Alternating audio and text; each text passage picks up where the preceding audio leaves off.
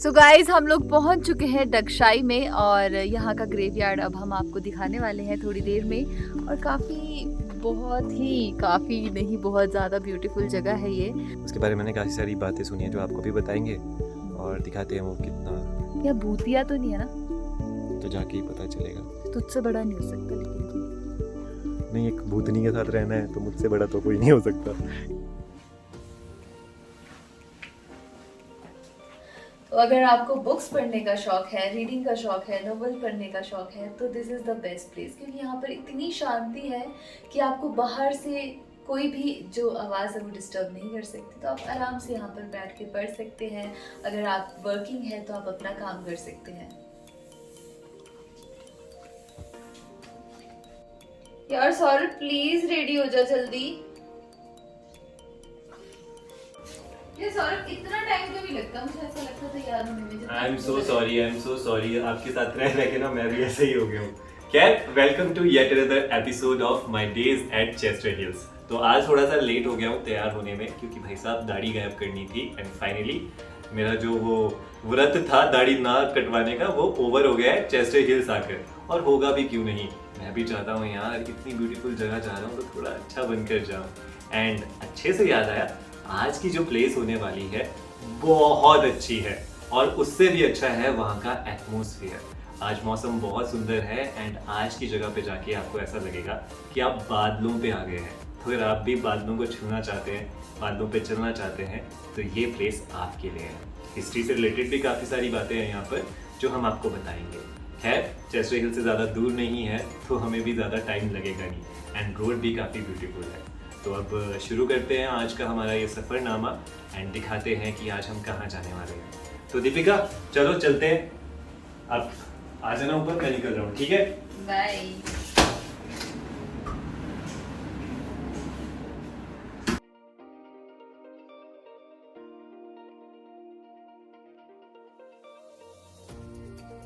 यार दीपिका का तो हर बार का ही ये हो गया यार, मतलब आज फिर से लेट है यार। आई नो यार ये फुली सिक्योर्ड पार्किंग है, पर ये हमें जल्दी थोड़ी पहुंचाएगी। ये सिर्फ हमारे व्हीकल्स को सेफ रखेगी यार। चेस्टर हिल्स वालों कुछ ऐसा भी बनाओ जिससे जो लड़कियां हैं वो जल्दी आया करें और हमारा टाइम वेस्ट ना हो। पता नहीं कहाँ रहेगी ये लड़की। और मैं हमेशा लेट हो जाती हूँ, सौरभ से हमेशा मुझे डांट पड़ती है। तो आज हम लोग जाने वाले हैं डगशाई और दिखाने वाले आपको बहुत ही सुंदर सा म्यूजियम और भी बहुत अच्छी जगहें। तो चलिए आज का सफ़रनामा शुरू करते हैं। तो आज का जो हमारा सफ़रनामा होने वाला है वो काफ़ी अमेजिंग होने वाला है, क्योंकि आज हम आपको ऐसी जगह ले जा रहे हैं जहाँ पर जाकर आप समय में पीछे पहुँच जाएंगे। यानी कि एक ऐसी जगह जहाँ की हिस्टोरिक वैल्यू बहुत ज़्यादा है। तो आई होप आपको आज यहाँ हमारे साथ चल के काफ़ी मज़ा आएगा। तो हमारा जो ये सफ़रनामा है हमेशा की तरह हमारे स्टूडियो अपार्टमेंट से शुरू होता है और सोलन की गलियों और बाज़ारों से होता हुआ सीधा पहुंच जाता है मेन रोड पर। इस रोड को हमने पकड़ लिया और उसके बाद सीधे चलते रहे। जहां हम जा रहे हैं उस जगह का नाम है डगशाई। ये जो जगह है ये काफ़ी सारी चीज़ों के लिए जानी जाती है और सबसे अमेजिंग बात है इस जगह की यहाँ का मौसम। एंड सबसे अच्छी बात तो ये रही कि बारिश तो नहीं हुई, लेकिन फिर भी हमें ठंडी ठंडी हवाओं का एक आनंद सा मिल गया। ये जो रास्ता है काफ़ी इजी है और ज़्यादा डिफ़िकल्ट राइड नहीं है। आप मेन रोड पे चलेंगे तो आपको सारा क्लियर रास्ता मिलेगा एंड आई थिंक आजकल ज़्यादा ट्रैफिक भी नहीं होता, तो आप ईज़िली ट्रैवल कर पाएंगे। सोलन से अगर बात करें तो हार्डली आपको 40 to 45 मिनट्स लगते हैं डगशाई में पहुंचने के लिए। एंड अगर आप यहाँ प्लान करते आने के लिए तो संडे वाला दिन सबसे बेस्ट रहेगा। भीड़ भी थोड़ी कम होती है और आपका काम भी हैम्पर नहीं होगा। तो जब आप मेन रोड से पहुँच जाएंगे चंडीगढ़ वाले रोड पर तो वहाँ से आपको ऊपर का रास्ता लेना है। हमने ये वाला रूट चूज़ किया। इसके अलावा भी एक रूट है जो कुम्हारटी से बीच से कटता है, लेकिन हमने ये वाला रूट ज़्यादा प्रेफर किया क्योंकि यहाँ से इजी है और यहाँ पर जो नज़ारे हैं वो अति उत्तम है। उसके बाद हम इन छोटे छोटे रास्तों पे चलते गए। वैसे जो डगशाई एरिया है ये आर्मी एरिया के अंडर आता है, तो इसलिए यहाँ पे सफाई और सेफ्टी एकदम A1 है। तो आपको बिल्कुल भी कंप्लेंट नहीं होगी, यानी कि ज़ीरो कंप्लेंट। तो आपने बस साथ ही साथ अगर आप डगशाई आते हैं तो मेक श्योर करिएगा कि आप सफाई का बहुत ज़्यादा ध्यान रखें। जितना भी आप कूड़ा कचरा कुछ भी लेकर आते हैं वो अपने साथ वापस लेकर जाएं, क्योंकि ये एरिया बहुत ज़्यादा क्लीन है। सो गाइस, जैसा कि आप लोग देख सकते हैं, यही है यहाँ का सनसेट पॉइंट। हम लोग हैं डगशाई में और अभी मॉर्निंग के 8 बजे है, तो अभी तो हम लोग सनसेट नहीं दे सकते और थोड़ा मौसम भी आज थोड़ा सा ऐसा है कि बारिश हो सकती है। तो हिमाचल का वेदर ही ऐसा है कि कभी भी बारिश हो सकती है। तो आप अपने साथ अगर घूमने आए हैं तो थोड़े से कपड़े मोटे लेकर आए, क्योंकि यहाँ का वेदर कभी भी चेंज हो सकता है। सीरियसली गाइस, और साथ में जैसा कि हमने आज किया है कि हम छतरी भी लेकर आए हैं, बिकॉज बारिश का भी कोई भरोसा नहीं है। बट यहाँ पे जितना भी मौसम है बहुत औसम है, जैसा कि दीपिका बता रहे थे। And I am really loving here कि यार इतनी शांति है और इतना सुकून सा मिल रहा है। एंड ज़्यादा दूर भी नहीं है चेस्टर हिल से। अभी हम लोग थोड़ी देर यहाँ पर बैठेंगे, फिर थोड़ा सा आगे जाएंगे और दिखाएंगे आगे की जगह। चलो तो फिर आप भी हमारे साथ इस व्यू को एंजॉय करो।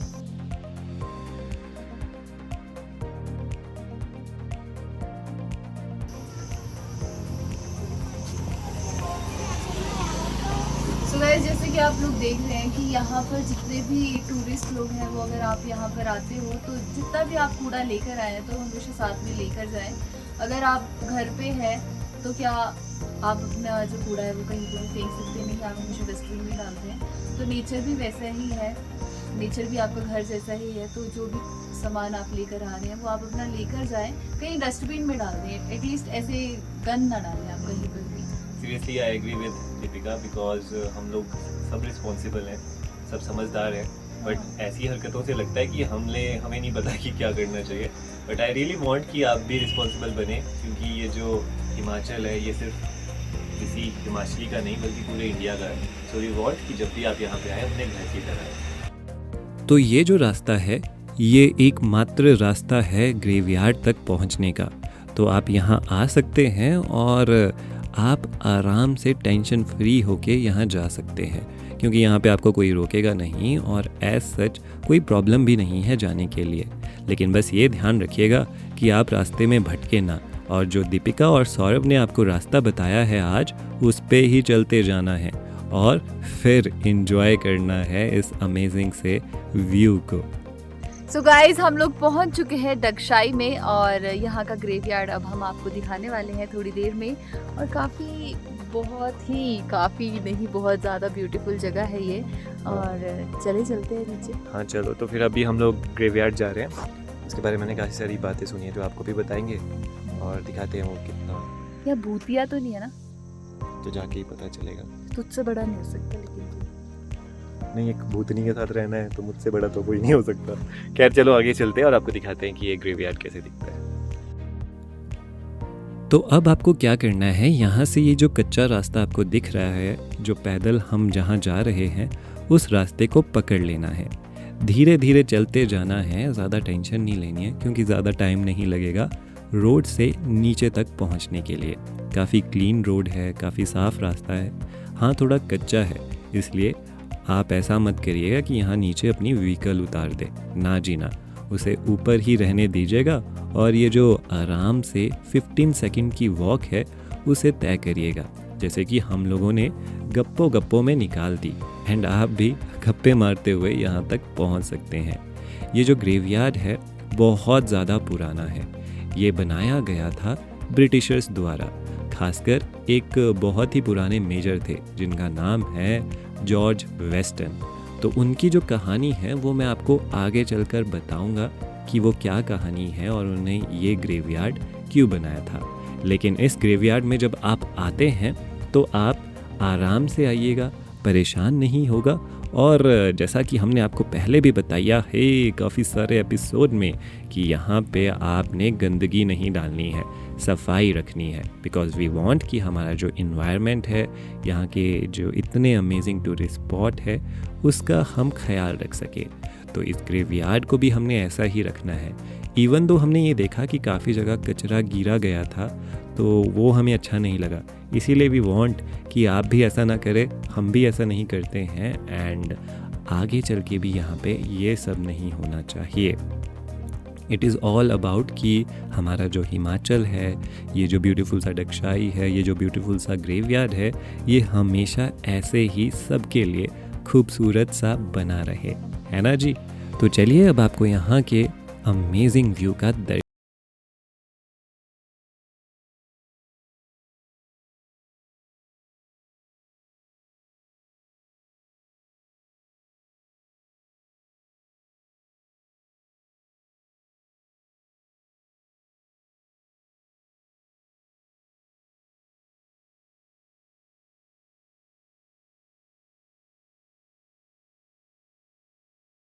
चाहिए। एक ना एक दिन हम लोगों को सबको मरना है। अगर हिंदुइज्म में बात करें तो शमशान घाट, और अगर यहाँ की बात की जाए, क्रिश्चियंस की बात की जाए तो ग्रेवयार्ड। तो this is the reality, ground reality तो यही है कि एक ना एक दिन हम लोगों को मर जाना है। तो सौरभ, जितने भी गिले शिकवे हैं तुझे मुझसे, तो तू सॉरी बोल के माफ़ी मांग सकता है मुझसे। हाँ, और आप भी ये कर सकते हो, पर पाँव मत छूना, क्योंकि मैं बिलीव नहीं करता कि लड़कियों को पाँव छूने चाहिए। बट हाँ, जैसे दीपिका कह रहे हैं ना कि यार अल्टीमेट रियलिटी है। सो यार एक ही लाइफ मिली है, मर जाना है एक दिन, तो खुशी से निभाओ, कुछ ऐसा करके जाओ मतलब कि लोग आपको हमेशा याद रखें। ऐसा ना हो कि आप भी बस एक याद बन जाओ और वो एक दिन। और एक और मैसेज मैं आपको इस वीडियो के एंड में देना चाहूँगी, लेकिन अभी नहीं, अभी हम लोग ग्रेवयार्ड घूमते हैं और बहुत ही ज़्यादा शांति है यहाँ पर। और एक मैसेज मेरे और सौरभ की तरफ से वीडियो के एंड में, तो एंड तक वीडियो ज़रूर देखें। चलो अभी आपको दिखाते हैं कि यहाँ पे कैसा नज़ारा है और आज का मौसम कितना मस्त है। तो एक बहुत ही इंटरेस्टिंग स्टोरी हम आपको बताना चाहते हैं। ये जो स्ट्रक्चर आप सामने देख रहे हैं, जो पूरा मार्बल से बना है, उसके पीछे एक कहानी हमने ऑनलाइन पढ़ी थी। तो कहा यह जाता है कि जब ब्रिटिश इंडिया का टाइम था तो डगशाई में एक मेजर रहते थे। उनका नाम था मेजर जॉर्ज वेस्टन, जो कि पेशे से एक डॉक्टर थे। उनकी जो वाइफ थी उनका नाम था मैरी, जो एक नर्सिंग असिस्टेंट थे। वो दोनों बहुत खुशी से डगशाई में रहा करते थे, लेकिन उनका कोई भी बच्चा नहीं था और इस वजह से वो काफ़ी परेशान थे। लेकिन कुछ टाइम के बाद एक सेंट ने उन्हें आशीर्वाद दिया कि आप जल्दी एक बच्चे को जन्म देंगे, और ऐसा हुआ भी जब मैरी प्रेग्नेंट हो गए। लेकिन 8 महीने की प्रेगनेंसी के बाद उनका देहांत हो गया, और इस वजह से जो जॉर्ज हैं वो काफ़ी परेशान हो गए और काफ़ी दुखी हो गए। इस वजह से उन्होंने सिमेट्री का निर्माण किया ताकि वो अपने अनबॉर्न बेबी और अपनी वाइफ को वहाँ दफना सके और उनकी याद में इस ब्यूटीफुल से ग्रेवयार्ड को क्रिएट करके औरों की आत्माओं को भी शांति दे सके।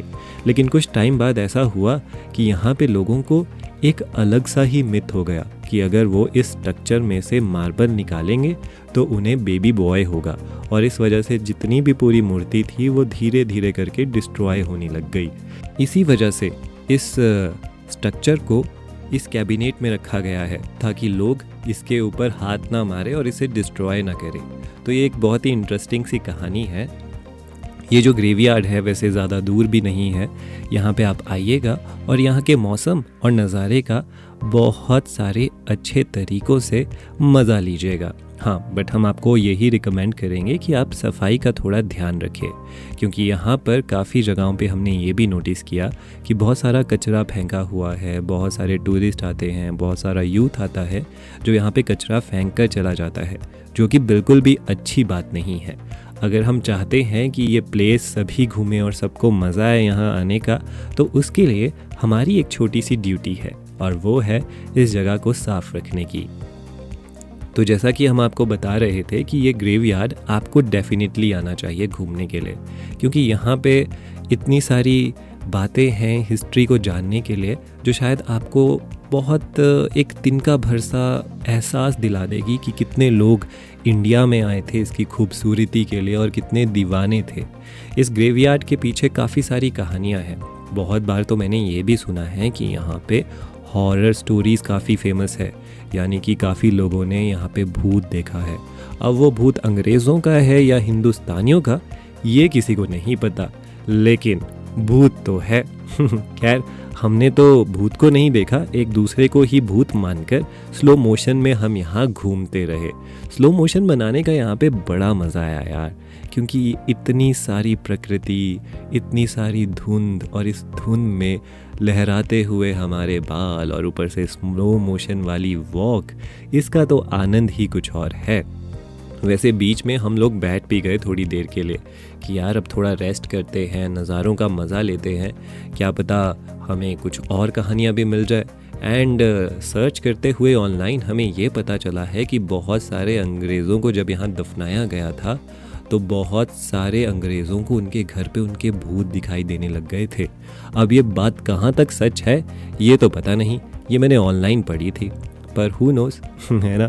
खैर, एक एडवेंचर सा फील होता है यहाँ आकर, तो आप भी ज़रूर आइएगा। चलिए अब यहाँ से आगे निकलते हैं, क्योंकि अब हमने आपको एक और हिस्ट्री का पार्ट दिखाना है, और ये जो हिस्ट्री का पार्ट है वो काफ़ी ज़्यादा हमसे रिलेटेड है, क्योंकि अगर ये हिस्ट्री में नहीं होता तो हमें बहुत दिक्कत हो जानी थी। यानी कि मैं बात कर रहा हूँ यहाँ के बहुत ही ज़्यादा फेमस जेल म्यूज़ियम की। सो गाइज, अभी हम लोग पहुँचे हैं दक्षाई हेरिटेज म्यूजियम में, और कहा जाता है कि जो हमारे फ्रीडम फाइटर थे भगत सिंह जी और महात्मा गांधी जी, उनको यहाँ पर जेल हुई थी। सीरियसली, एंड काफ़ी सारी हिस्ट्री है यहाँ पर। अब उन रूम्स को, उन जेलों को प्रिजर्व किया गया है एंड एक म्यूज़ियम बनाया गया है जिसे हम आज एक्सप्लोर करेंगे। एंड यार, ये जो आज़ादी हमें मिली है हिंदुस्तान में ना, उसके पीछे बहुत सारे लोगों ने बहुत बहुत बहुत स्ट्रगल किया है और बहुत कुछ गंवाना पड़ा है उनको। And thanks to their struggle कि हम लोग ऐसे फ्री हो सकते हैं, घूम सकते हैं, कुछ भी कह सकते हैं, बोल सकते हैं। तो वी आर वेरी थैंकफुल कि उन्होंने हमारे लिए इतना स्ट्रगल किया है, एंड बस वही ग्रेटिट्यूड और वही रिस्पेक्ट पे करने के लिए आज हम यहाँ आए हैं। तो चलिए अब आपको दिखाते हैं कि अंदर से जेल कैसा दिखता है।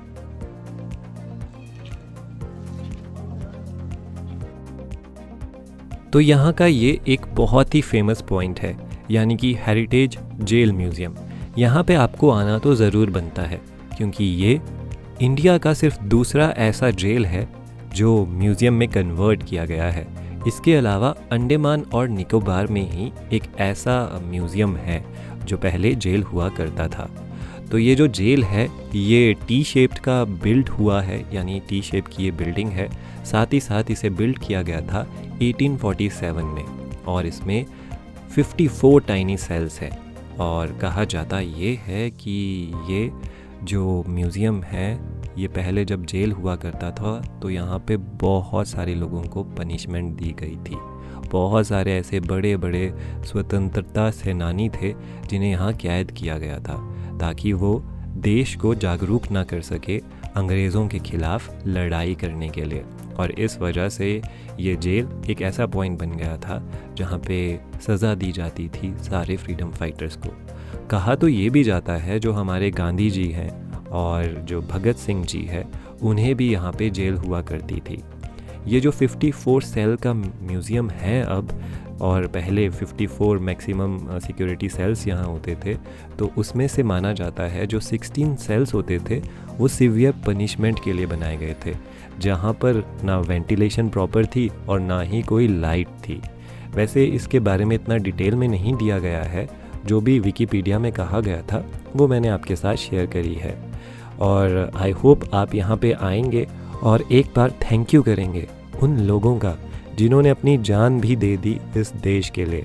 And all thanks to them कि आज हम इंडिया को अपना देश कह पाते हैं, अपनी बातें रख पाते हैं और जहाँ चाहें वहाँ घूम सकते हैं। तो मेरी तरफ से और दीपिका की तरफ से उनको thank you so much and a big salute.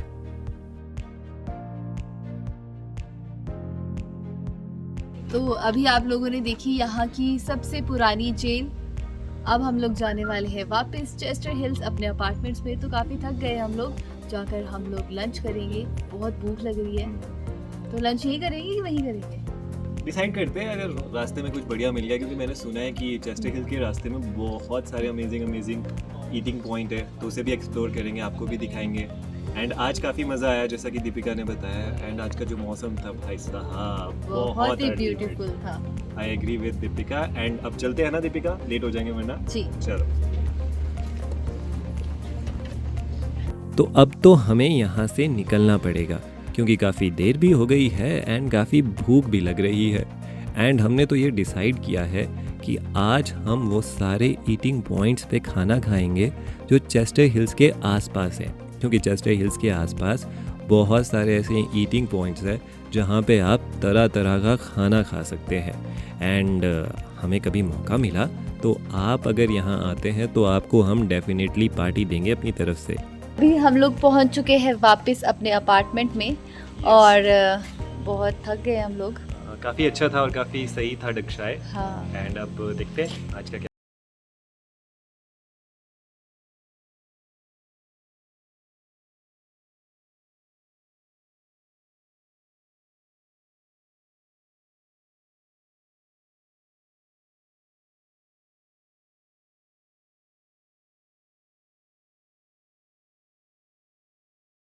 हम लोगों ने आप लोगों को स्टार्टिंग में कहा था कि हम लोग आपको एक मैसेज देना चाहते हैं वीडियो के एंड में। तो वो मैसेज ये है कि अगर हम सबको एक अच्छी लाइफ मिली है तो क्यों ना हम लोग सोशल काम भी करें, लोगों की हेल्प करें, क्योंकि लोगों की हेल्प करने से हम लोगों को जो सेटिस्फेक्शन मिलती है, एक मन की शांति मिलती है, वो मुझे नहीं लगता कि किसी और काम से मिलती है। तो बस मैं आप लोगों को यही कहना चाहूँगी, जितना ज़्यादा हो सके लोगों की हेल्प करें एक काइंड इंसान की तरह।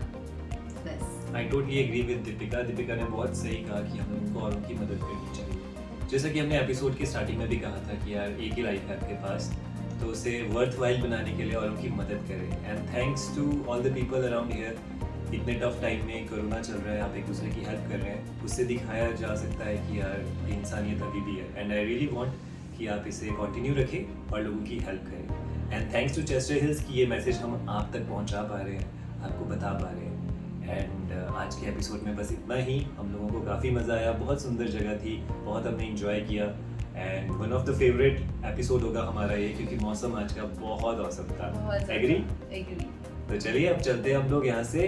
तब तक के लिए अपना ख्याल रखिएगा, खुश रहिएगा, वीडियो को लाइक करिएगा, सब्सक्राइब करिएगा, शेयर करिएगा, है ना दीपिका? हाँ, मैं भी यही कहने वाली थी कि ज़रूर हमारी वीडियो को लाइक करें, शेयर करें, सब्सक्राइब करें और बताएं कि आपको ये वीडियो कैसी लगी। एंड ऑल्सो डिस्क्रिप्शन बॉक्स में आपको सारी डिटेल्स मिल जाएगी अगर इन केस आप प्लान करते हैं चेस्टर हिल्स अपार्टमेंट को बाय करने का और इन सारी अमेजिंग लोकेशंस को एक्सप्लोर करने का। So see you in next episode. Till then, bye bye, take care and have a great day.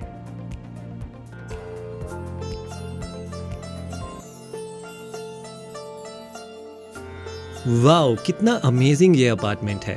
और अगर आपको वर्ल्ड के बेस्ट स्टूडियो अपार्टमेंट्स चाहिए तो यार चेस्टर हिल्स से बेटर और कुछ भी नहीं। यहाँ की जो क्वालिटी है, फर्निशिंग है और यहाँ पे जो मटेरियल यूज़ किया जाता है वो वर्ल्ड क्लास लेवल का है। तो आपका स्टूडियो अपार्टमेंट आपके लिए बेस्ट प्लेस बन जाएगा रहने के लिए। तो अगर आप भी सपना लेते हैं हिल्स में एक बहुत ही शानदार लाइफ जीने का, देन चूज़ चेस्टर हिल।